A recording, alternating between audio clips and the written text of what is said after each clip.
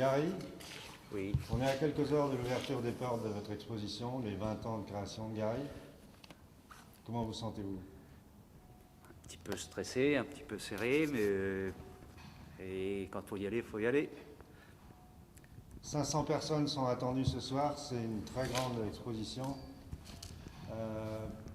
C'est un moment clé dans votre vie.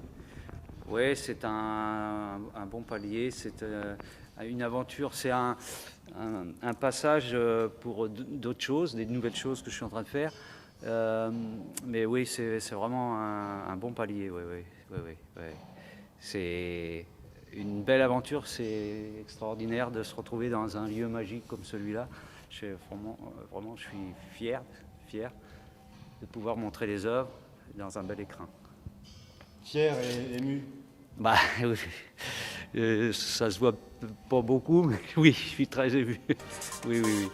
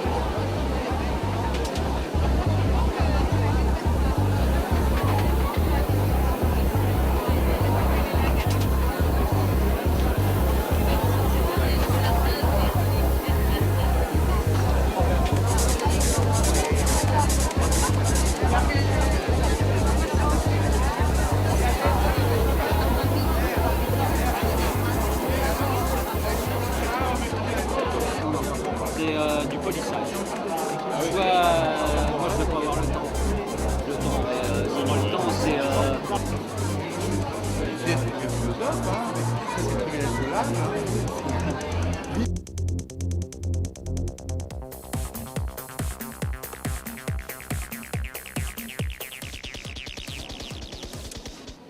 Je ne sais pas si vous avez ressenti, comme moi, que cette exposition était tout à fait particulière et sans doute comme on essaie toujours d'innover, très innovante et très nouvelle pour nous et très, comment dirais-je, très agréable à l'œil. Assurément, Gary n'est pas un artiste ordinaire. Il est d'ailleurs là où on ne l'attend pas. La preuve, c'est qu'on essayait de le chercher. Et pourtant, sa grande taille aurait dû nous permettre de le récupérer tout de suite. Facétieux autant que laborieux, il nous propose un monde onirique fait d'objets décoratifs ou visuels, tels les commodes et consoles, qui vous sont présentés ce soir ici et là, et qui marquent effectivement toute la beauté de cette exposition. J'ai l'impression qu'elles sont tout droit sorties des sous-marins du capitaine Nemo ou d'une planète de Star Wars, c'est de nouveau à la mode. Pour les représentations animales, c'est tout autre chose. La facture varie selon ses humeurs et les matériaux qu'il choisit pour servir son projet. Par exemple, vous voyez la gazelle à l'entrée, la gazelle qui est face au lion. Et il y a bien des concepts plastiques très différents pour réaliser des représentations d'un même animal. Le cendre luisant sorti de l'eau est une de ses dernières réalisations monumentales. Gary, tu es, on se connaît depuis un certain temps, un artiste caméléon. En fait, ton art est caméléon car il s'adapte au projet, c'est-à-dire à ce que vous avez envie d'exprimer, ce que tu as envie d'exprimer, aux moyens de techniques que tu décides de mettre en œuvre et au sujet lui-même que tu veux traiter. Quand je regarde ces petits bronzes déposés sur les plateaux de verre, j'ai le sentiment de faire un bond en arrière dans la bibliothèque d'Ernest Hemingway ou encore d'entrer dans le boudoir d'Hercule Poirot. Tu as même, je crois, fini une de tes œuvres dans la journée, elle va sécher dans la nuit, elle est sur la droite, la peinture sur verre. C'est la première fois que les anciennes écuries t'accueillent à titre personnel. On t'a vu dans des expositions collectives du Lions ou de 49 Regards que nous accueillons ici. Et d'ailleurs, j'en profite pour dire que la prochaine exposition que nous accueillerons ici, c'est le salon de printemps du Lions dans quelques semaines. Mais jusque-là, on n'avait pas donné toute l'ampleur à tes œuvres et on n'était pas entré dans l'œuvre, dans la plénitude de toutes tes créations, dans ton monde en quelque sorte. Et ce soir, c'est un privilège que tu nous offres. Je te remercie, Gérard, de cette hospitalité et je souhaite que tous les visiteurs, et ça j'en suis sûr parce que j'ai déjà eu quelques réflexions, ressentent ce sentiment de beauté, de nouveauté, de mouvement. Bravo, Gary. Merci.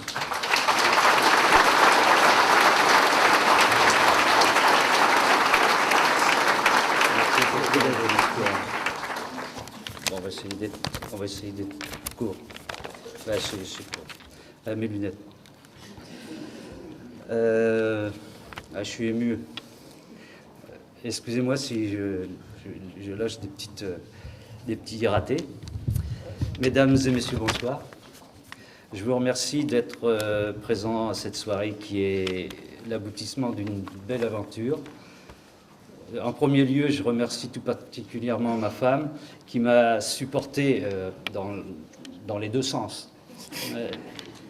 Mes trois garçons qui ont participé chacun à leur façon pour le site internet, le son dans la salle blanche et puis d'autres contributions techniques. Merci, monsieur le maire, de m'accueillir dans ce bel écrin pour présenter les œuvres. Je vous remercie. Franchement, c'est un écrin, c'est vraiment un bel endroit. Je remercie aussi mes amis qui ont tous participé à cette organisation. Daniel Benardo, Philippe et Vincent Fribault, Michel Aubois, Dominique Goualard, et puis d'autres personnes qui se reconnaîtront. Je remercie aussi deux autres artistes. Alors, c'est Claude-Henri Céleste et ses collaborateurs, ses collègues, avec qui on a fait un travail pour cette expo. Et je remercie aussi Jean-Éric Legendre, l'éclaireur, le luminaire, non, Éclairagiste, allez. allez, on va dire le régisseur de lumière. Et dans cette exposition, vous allez trouver aussi bien des œuvres monumentales que des petites œuvres. Oui, voilà, elles sont grandes et petites. Voilà. Certaines datent du démarrage de mon activité. Certaines peuvent vous paraître loufoques, mais c'est grâce à elles que j'ai pu bâtir mon projet artistique. J'ai l'esprit très volatile, je vais là où l'art m'emmène. C'est pourquoi vous trouverez quelque chose, ou peut-être quelque chose, qui vous embarquera dans mon monde. Depuis que j'ai commencé les mobiliers d'art, j'ai réalisé mes plateaux en verre, j'ai fait des essais avec de l'acide et de la limaille de fer, des pigments, etc. Et puis j'ai rencontré, je ne sais pas s'il est là ce soir, ça me fera plaisir de le voir, David Roland, qui est peintre, et Éric Boucher, artisan verrier, avec qui j'ai travaillé sur les plateaux.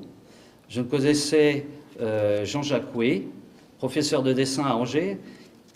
Il m'envoie un jour par Internet des modèles de kakemono. Je ne sais pas si vous voyez, ce sont des penderies, quoi. Enfin, un bout de bois en haut, un bout de bois en bas, puis c'est du celluloïde, je sais pas comment ça veut dire. Vous voyez, je suis ému, hein, j'étais où, là? Oui, alors, sacré Jean-Jacques, c'est de sa faute, en fait. Il m'envoie sur Internet ces modèles de kakemono sur celluloïde, et puis le flash me vient. Je lui dis, je lui demande, dès son retour en France, parce qu'il habite à La Réunion, de retranscrire ce qu'il avait fait sur un papier. Je lui dis, tu le fais sur un petit morceau de verre, et après on le remettra on essaiera de faire la même chose sur un plateau de table. Et puis, en fin de compte, il l'a fait. Je suis tombé comme ça. Je ne suis pas tombé tout à fait quand même. Ce qu'il fait, lui, c'est un genre de calligraphie en couleur, où lui a travaillé ensemble, et nous avons partagé notre travail en réalisant chacun une douzaine de tableaux. La plupart sont dans l'exposition. La plupart des miens, les siens, ils sont chez moi. On m'a classé animalier. Il est vrai que les animaux sont des prétextes à la création, et j'aime bien me confronter à la difficulté. J'essaie toujours de présenter des images mentales qui interprètent des paysages, des visions cosmiques, etc. Comme le dernier, vous allez le voir là-bas aussi. C'est des images mentales, c'est pas tout à fait abstrait, mais c'est pas loin. Chaudronnier de formation, j'ai un jour décidé de faire un petit oiseau avec des clés à 6 pans. Ce fut le déclic. J'en ai réalisé d'autres. Toujours encouragé par mon ami Jean-Jacques, je me suis mis à former mes tôles plutôt que d'assembler des pièces. Ouais, c'était des outils, on les met les uns sur les autres. Il y en a un qui me dit, moi, tu me mets là, toi, tu me mets là. Alors, j'ai trouvé qu'il dominait trop. Alors, j'ai formé moi-même mes pièces, et puis je les ai mis en œuvre, voilà. Ma première œuvre se nommait, l'œuvre aboutie, elle s'appelait Mademoiselle. Et c'est parti d'elle. Que tout s'est enchaîné, le coq de Montjean, je salue monsieur le maire de Montjean, en 1996, et en 1997 c'était le taureau. Une des plus monumentales, c'est un mémorial qui est à Saint-Laurent-sur-Sèvre, à Saint-Gabriel. Enfin, c'est Saint-Gabriel, l'établissement, à Saint-Laurent-sur-Sèvre, excusez-moi. Autrement, la dernière grosse, c'est celle-ci, que j'ai chapardée à la Boale. Ouais, ça n'a pas été triste de l'emmener, parce qu'il faut une grue quand même. Mais bon, le gars de la grue, il était sympa. Autrement, j'étais rendu où là? Voilà. Oui, voilà, que la mairie a eu la gentillesse de me prêter pour l'exposition. Voilà, j'étais là. Cela me donne l'occasion de remercier toutes les personnes qui m'ont confié leur œuvre aussi, des petites pièces, des moyennes pièces. Il y a le lion, le dauphin, les gazelles, Harakiri. Harakiri, c'est le perroquet là-bas. Alors je remercie tous ces gens-là. Ils se reconnaîtront, Agatha et Jean-Luc, etc. Jean-Pierre. Je vais en oublier, je vais me faire gueuler. Le mobilier d'art. Alors. Le mobilier d'art, qu'est-ce qu'il a? C'est un autre pan de mon activité, commode, console, table, luminaire. Je ne vais pas plus m'attarder, mais simplement vous inviter à découvrir le monde de Gary. Bonne soirée à vous.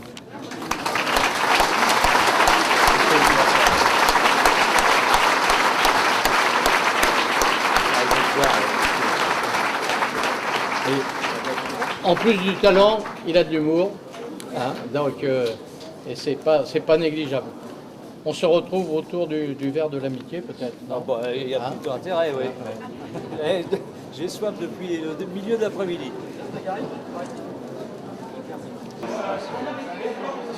C'est pas un aboutissement puisque j'ai encore plein de réalisations à faire, plein de créations. J'ai des choses que j'ai dans la tête il va falloir que ça sorte. Ouais, c'est pas un aboutissement, ça va continuer. Ce soir, il y a 500 personnes dans la salle ultra-lavée. C'est des amis, c'est des passionnés, c'est des gens qui aiment l'art et ce que vous faites, spécialement les œuvres animalières. Qu'est-ce que vous leur avez proposé d'autre à ces 500 personnes ce soir? Je leur ai proposé des choses que j'ai commencé depuis juillet de l'année dernière, juillet-août, avec mon ami Jean-Jacques et Jean-Jacques Coué, des verres.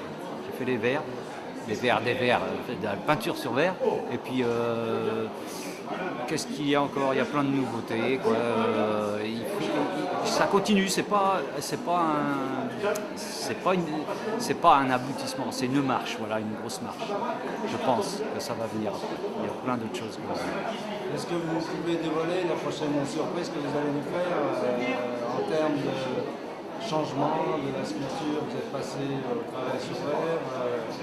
Quelle autre étape vous envisageriez? Oui, mais c'est plus une surprise alors. Quelle partie? Une petite partie. Alors là, justement, oui. J'ai mon fils qui m'a fait des enregistrements dans mon atelier avec des sons de l'atelier. Il m'a fait un morceau, et ça donne envie c'est de la création, c'est de la sculpture de son, et ça me plaît. Et il y a un autre sculpteur aussi, c'est celui qui a fait l'exposition, la lumière, qui a fait vraiment qui a mis en scène l'exposition, et ça je trouve que c'est magnifique.